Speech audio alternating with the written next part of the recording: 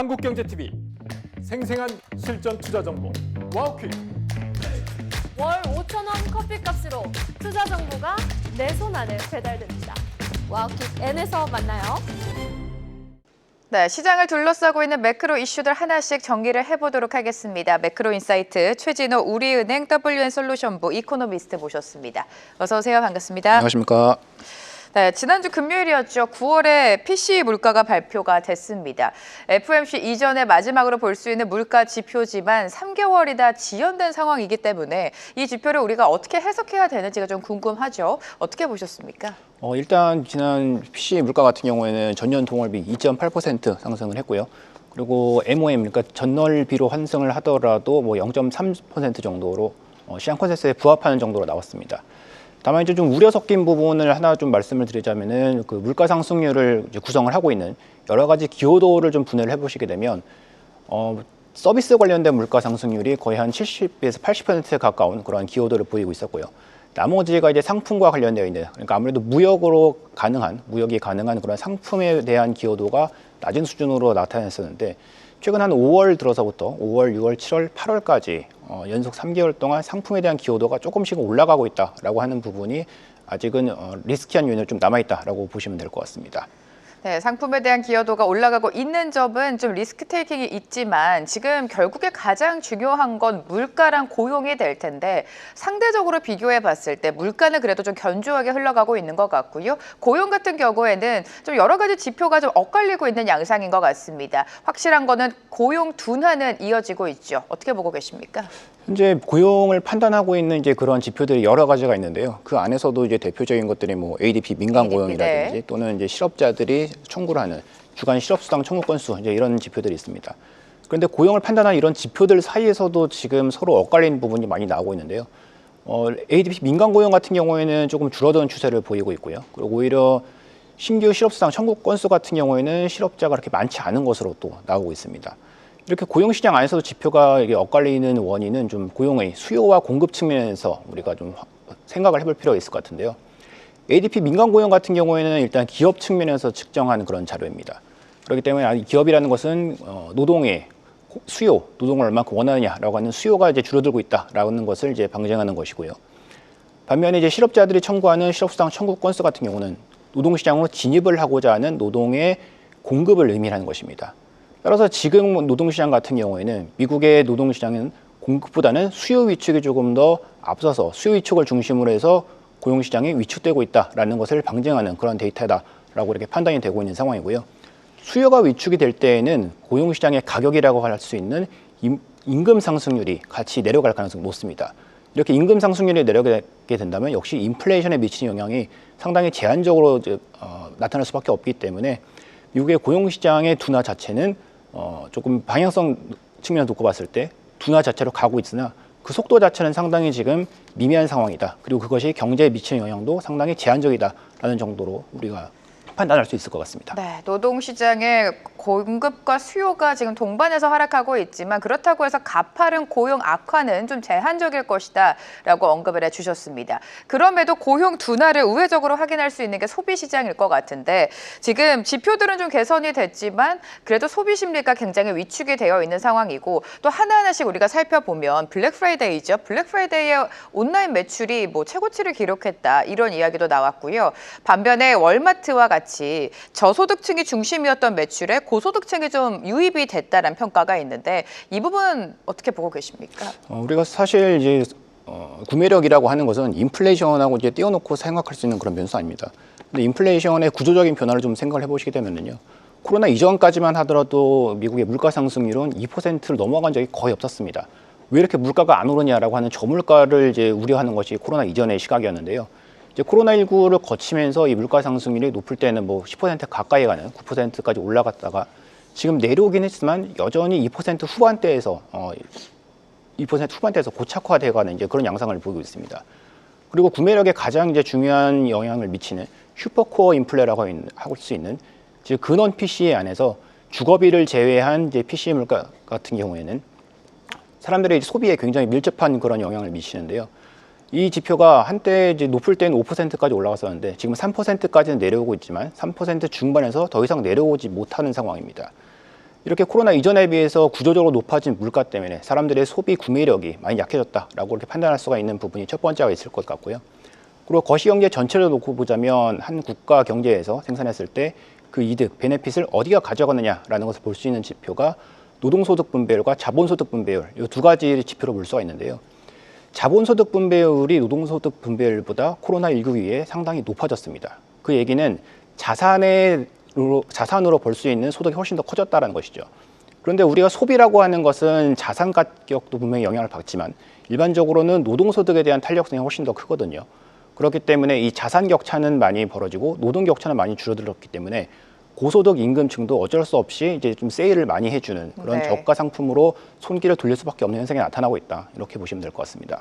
네, 소비 상황을 짚어주셨고 고용을 살펴보더라도 12월 FOMC에서 지금 금리 인하 가능성이 더 큰 상황입니다. 어떻게 예상하십니까? 예, 이번 주 예정되어 있는 12월 FOMC에서는 시장 컨센서스처럼 금리 인하 25기 가능이 정도가 될까요? 가능할 네. 것으로 지금 이제 판단을 하고 있고요. 그리고 이제 중요하게 봐야 될 것은 이번에 12월 달 FOMC 같이 발표가 되는 점도표 그리고 경제 전망 보고서를 이제 빼놓을 수가 없는데요. 이 점도표 같은 경우에도 이제 두 가지 측면에서 봐야 될 필요가 있을 것 같습니다. 첫 번째는 이 점도표의 회수 자체가 지금까지는 내년에, 그러니까 2026년에 기준금리 인하 한 번 정도로 지금 시사가 되어 있는 상황인데요. 이것이 시장이 기대하는 것처럼 2회 또는 3회까지 늘어날 수 있을까? 이것을 첫 번째 포인트로 봐야 될 것 같고요. 두 번째 포인트 같은 경우에는 설령 이 점도표가 내려간다라고 하더라도 이 12명의 연준 위원들이 투표를 하는 그 점의 분포도가 어느 정도로 많이 벌어지느냐 또는 수렴이 되느냐라는 것에 따라서 시장 반응이 좀 크게 엇갈릴 수 있을 것 같다라는 그 판단입니다. 네, 금리 인하가 단행이 되겠지만 앞으로 나올 점도표에도 좀 관심을 갖고 지켜봐야 된다라고 언급을 해주셨습니다. 지금 연준하며 시장의 가장 큰 관심은 차기 의장 자리인 것 같죠. 차기 의장 면접이 올스톱이 됐다라는 이야기가 나올 정도로 지금 헤셋이 유력한 후보로 거론이 되고 있는데 헤셋이 연준 의장 자리에 앉게 된다면 여러 가지 우려가 지금 나오고 있죠. 미채권 시장에 충격을 안길 것이다. 그리고 아무래도 너무나 친 트럼프이기 때문에 연준의 독립성이 훼손이 될 것이다. 그렇다면 통화 정책에 속도를 붙일 것인가 여러 가지 시나리오가 지금 대두가 되고 있어요. 어떻게 예상하세요? 일단은 연준 중앙은행 어느 국가든지 중앙은행의 독립성, 정치적 독립성이 훼손받는다는 것은 굉장히 큰 이제 시장 타격이다라고 그럼요. 볼 수밖에 네. 없는 그런 상황입니다. 그런데 이제 과거 연준 의장들을 이제 보시게 되면요, 과거에 임명되었던 연준 의장들은 연준에 대한 그런 장악력이, 연준 위원들의 장악력이 굉장히 높은 사람들이었습니다. 그런데 이번 아마 파월과 그리고 트럼프 정권의 조합 하에서 트럼프가 자꾸 이제 연준의 정치적 독립성을 흔들기 시작을 했고요. 그리고 마이런 이사라든지 이러한 친 트럼프 인사를 임명하기 시작하게 되면서 파월 의장이 가지고 있는 연준의 장악력도 많이 지금 약해져 있는 그런 상황입니다. 그런데 이번에 임명이 만약에 되게 될 헤셋 위원장이 이사로 연준 의장으로 이제 네. 임명이 되게 된다면 그 장악력은 훨씬 더 떨어질 수밖에 없다라고 이렇게 판단을 하고 있고요. 결국 연준에 대한 장악력이 떨어지게 된다면 앞에서 말씀드렸던 앞으로 통화 정책 운영에 대한 이제 키포인트 포워드 가이던스를 나타내주는 그런 점도표에 대한 분포 자체가 넓어질 수밖에 없습니다. 그렇다면 금융시장의 입장에서는 이런 통화 정책의 나침반 같은 역할을 하는 이런 포워드 가이던스의 부재로 인해서 굉장히 큰 혼란에 빠질 수밖에 없다라는 것이고요. 우리가 과거 역사적인 사례를 한번 이제 돌아볼 필요가 있는데요. 1970년대 미국을 한번 생각을 해볼 필요가 있을 것 같습니다. 1970년대 초반, 71년, 72년도에 미국의 인플레이션은 약 한 4% 정도 수준이었고요. 그런데 당시 이제 닉슨 대통령이 재선을 위해서 당시 이제 의장이었던 번즈 의장을 지금 압박을 하면서 기준금리 인하를 압박을 시켰었죠. 그래서 연준의 기준금리가 5%대에서 3.5%까지 내려오긴 했었는데요. 이렇게 물가를 무시하고 기준금리 인하를 좀 단행을 해버리고 나니까 그 이후인 72년부터 74년까지 미국의 소비자 물가는 12%까지 상승하는 이러한 현상을 나타나기도 했었습니다. 그래서 결국에는 항상 이러한 사례를 놓고 볼 때에는 중앙은행의 통화 정책은 물가 관리에 가장 큰 초점을 맞춰야 된다라고 하는 것이 큰 교훈이다라는 것을 볼 수가 있겠고요. 만약에도 이번에도 이러한 사례를 무시하고 자의적인 통화 정책이 나타나게 된다라고 한다면 시장의 혼란은 굉장히 커질 수밖에 없다 이렇게 판단을 하고 있습니다. 네, 햇셋이 연준 의장이 됐을 때 연준의 방향성이 어떻게 바뀔지는 지켜보셔야 될 것 같고요. 베센트 재무장은 앞으로 여는 총재가 되려면 해당 지역에 최소 3년 이상은 거주해야 된다. 이러한 발언을 했습니다. 시장은 정치적인 발언으로 받아들이기보다는 지역 경제를 제대로 파악하기 위해서 나온 발언이다라는 이야기가 있는데 어떻게 해석하고 계십니까? 일단 연준의 이제 구성을 한번 좀 살펴보려는데요. 연준 같은 경우에는 이제 7명의 이사회 그리고 12명의 지역 연은 총재 이렇게 해서 총 19명이 구성이 되었고요. 이 중에서 이제 점도표라든지 금리 결정에 이제 투표를 하는 사람은 12명입니다. 그런데 이 12명이 또 어떻게 구성이 되었냐라고 하는 것을 보시게 되면 7명의 이사회 같은 경우는 매번 투표권을 갖게 되고요. 그리고 지역은행 총재 중에서 가장 상징성이 높은 미국의 상징성이 높은 뉴욕 연은 총재도 매번 투표권을 갖습니다. 그리고 나머지 4명의 이제 투표권 같은 경우에는 11명의 지역은행 총재들이 이제 번갈아 가면서 그 투표권을 행사를 하게 되는데요. 이 지역은행 총재들이 투표권을 행사를 하게 되는 이유는 각 지역에 대한 경제 상황을 좀 더 대표적으로 알고 그 대표성을 좀 반영하기 위함이라는 그런 정책적 목표가 있는 것이죠. 그렇기 때문에 그 지역은행 총재를 맡을 때 그 지역 출신이 그러니까 지역에서 최소한 3년 정도 거주한 사람이 지역은행 총재를 맡아야 한다라고 하는 것은 어떤 그 정책의 목표라든지 정책의 범위에서 정책의 입법 범위에서 놓고 볼 때는 그렇게 정치적으로 해석할 할 만큼 그렇게 나쁘게 볼 이유는 없다라고 이렇게 판단을 하고 있고요. 만약에 조금 더 정치적으로 해석을 해보자라고 한다면 투표권을 좀 더 많이 가지고 있는 이사회라든지 이런 곳에 조금 더 영향력을 많이 끼칠 수 있는 어떠한 법적인 제도 이런 것들을 바꿨을 가능성이 높기 때문에 이번 그런 죄송합니다. 이번 그 베센트 재무장관의 발언 같은 경우에는 너무 정치적으로 해석할 만한 그런 필요는 없다 이렇게 판단을 하고 있습니다. 네, 너무나 정치적인 의도가 있다라고 판단하기에는 무리가 있다라고 언급을 해주셨고 햇셋이 의장이 될 것이란 시나리오가 좀 우세하죠. 그렇게 된다면 금리 인하의 속도가 붙을 수도 있고요. 하지만 미국의 가장 큰 우려는 결국에 재정 적자인 것 같습니다. 재정 적자 때문에 미국 경제 신용 등급도 좀 하향 조정되기도 했는데 앞으로 미국의 재정 적자 좀 완화가 될 거라고 보십니까? 만약에 금리가 인하가 되게 된다면 아무래도 이자 부담에 대한 그런 것이 좀 낮아지기 때문에 재정 적자 부담은 조금 낮아질 수 있을 것 같습니다. 그리고 조금 더 이제 비둘기파적인 그런 성향의 의장이 되게 된다면 아무래도 기준금리 인하에 대한 그런 기대가 굉장히 높아질 것 같긴 한데요. 다만 이제 그것의 전제는 인플레이션을 무시하지 않는 그러니까 우리가 누구나 합리적으로 예상할 수 있는 그런 통화 정책의 범주 안에서 이루어져야 한다라는 것이고요.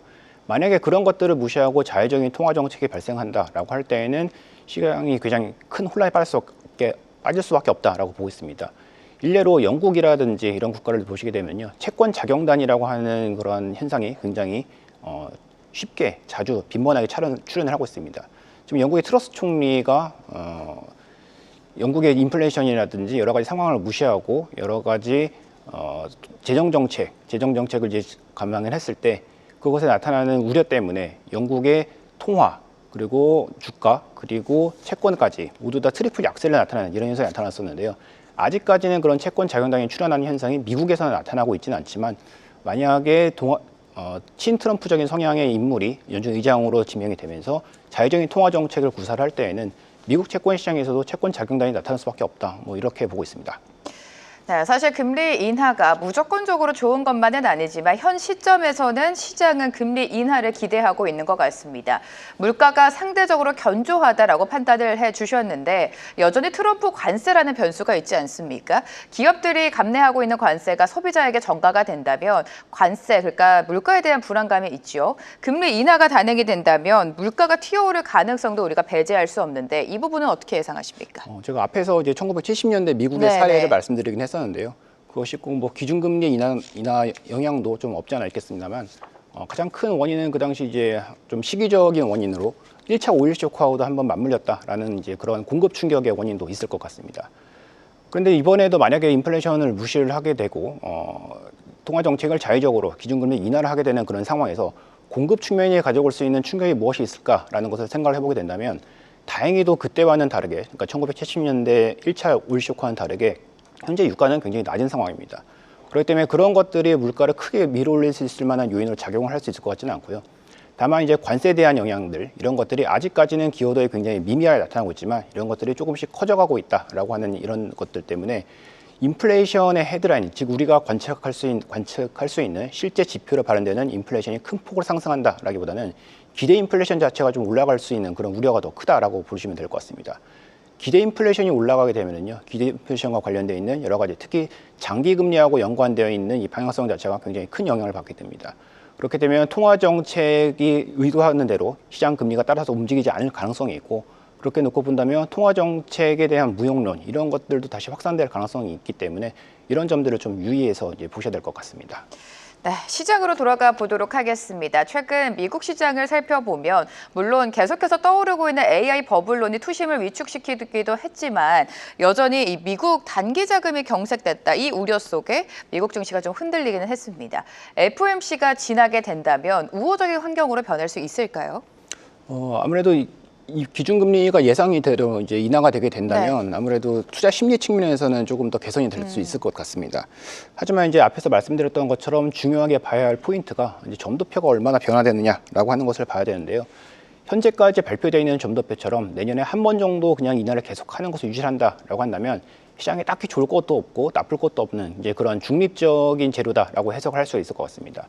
그런데 이번에 만약에 2026년에, 그러니까 내년에 2번 정도 금리 인하를 하는 것으로 변화가 된다라고 한다면 그것은 연말 랠리, 그러니까 주가도 조금 랠리를 보이고 채권 금리도 한 번쯤은 더 장기 금리가 내려갈 수 있는 이제 그런 현상으로 나타날 수 있을 것 같다라는 그런 판단이고요.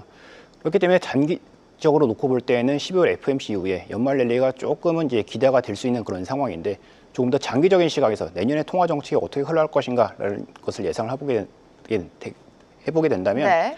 여전히 조금 힘든 상황도 없지 않아 있을 것 같다라는 이런 생각입니다. 네, 예상치 못한 변수를 가장 싫어하는 게 당연히 시장입니다. 시장 예상대로 금리 인하가 단행이 된다면 그래도 좀 우호적인 환경이 조성될 수 있다라고 언급을 해주셨고요. BOJ도 보도록 하겠습니다. BOJ 지금 12월 금리 결정에 관심이 많고 12월 BOJ에서 금리 인상을 할 수 있다라는 발언이 나오면서 역시나 엔캐리 트레이드 청산에 대한 우려가 커지고 있습니다. 당장 12월에 인상이 되지 않더라도 일단 미국은 금리 인하 사이클로 접어들지 않았습니까?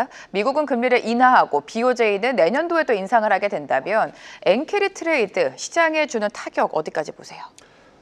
일단 엔캐리 트레이드가 얼만큼 이제 발생할 수 있느냐라는 것을 우리가 한번 이제 따져봐야 될 것 같은데요. 말씀하신 것처럼 미국 같은 경우에는 뭐 속도에 아직 논란이 있긴 하지만 그래도 인하 쪽으로 방향성을 지금 튼 상황이고요. 일본 같은 경우에도 역시 속도에 대한 논란이 있지만 인상 쪽으로 방향성을 튼 상황입니다. 그렇기 때문에 기준금리라고 하는 것을 놓고 볼 때에는 미국과 일본 간의 기준금리의 격차 자체가 줄어드는 방향 쪽으로 하는 것이 맞습니다. 그런데 우리 엔캐리 트레이드 같은 것들은 시장금리가 조금 더 중요한 요인으로 판단이 되는데요. 시장금리가 볼 수 있는 가장 대표적인 미국의 10년물 금리 그리고 일본의 10년물 금리를 놓고 보시게 되면요. 미국 같은 경우에는 10년물 금리가 지금 현재 4%에서 유의미하게 내려오지 못하고 있는 그런 상황입니다. 실질적으로 4% 밑으로 내려오더라도 다시 4%에서 걸리는 그런 현상이 나타나고 있고요.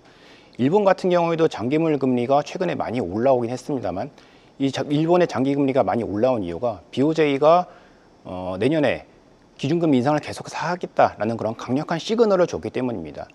그런데 이 시그널이 과연 BOJ의 진정한 그 의도냐라는 것을 놓고 보게 된다면 그렇지 않을 가능성도 배제할 수가 없거든요. 일본 같은 경우에는 내년 주요 국토 중에서 유일하게 성장률이 조금은 둔화되는 반토막 나는 정도의 그런 성장률을 예상을 하고 있고요. 물가 상승률 같은 경우에도 정책 목표에 그냥 부합하는 정도로 예상을 되고 있습니다. 그렇게 된다면 아무래도 양적 완화를 추진하고 있는 그런 사나이노미스라는 정책에서 관점에서 놓고 본다면 BOJ도 공격적으로 금리 인상을 하긴 좀 힘든 그런 상황이죠. 그렇게 된다면 시장금리, 즉 미국과 일본 간의 시장금리의 격차 자체는 줄어들 수는 있겠지만 그 줄어드는 속도가 굉장히 완만할 것이고 그렇게 놓고 본다면 엔화 강세로 인해서 엔화 강세가 가져올 수 있는 엔캐리 트레이드의 청산 가능성도 조금은 낮다라고 이렇게 판단을 하고 있습니다. 우리가 2024년 엔캐리 트레이드 청산이 굉장히 크게 한번 일어났던 적이 있습니다. 바로 2024년 8월 달이었는데요. 맞아요. 그때를 생각을 해보시게 되면요, 그때는 엔화에 대한 숏포지션이 굉장히 많이 몰려있던 상황이었습니다. 하지만 지금은 아직까지 그 규모가 조금 줄어들고 있긴 하지만 엔화에 대해서는 롱 포지션을 많이 유지하고 있는 상황이고 그리고 금리 격차 방향성 자체가 줄어들고는 있지만 이런 것들이 엔캐리 트레이드 유인을 좀 감소시키는 요인으로 볼 수는 있겠지만 엔캐리 트레이드 전략 자체를 완전히 무효화시킬 만한 정도의 범위는 아니기 때문에 엔캐리 트레이드가 갑자기 또 2024년 8월처럼 급격하게 청산이 될 거다라는 우려는 약간은 과도하다 이렇게 판단하고 있습니다. 네, 작년 8월 말 그대로 쇼킹했죠. 시장에 충격을 안겼던 엔캐리 트레이드 청산 그때만큼의 영향력은 없을 것이다라고 말씀을 해주셨고요.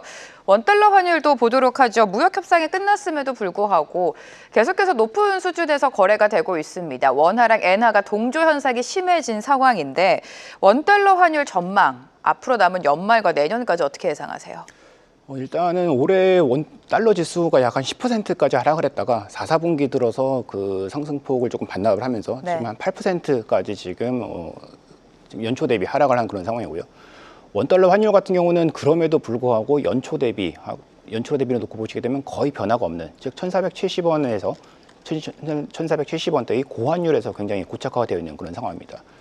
그런 과정에서 이제 동북아시아의 주요 통화들하고 페어링되는 그런 현상을 좀 보시게 되면 과거에는 한국 원화가 중국 위안화하고 같이 커플링되는 현상이 굉장히 강했었습니다.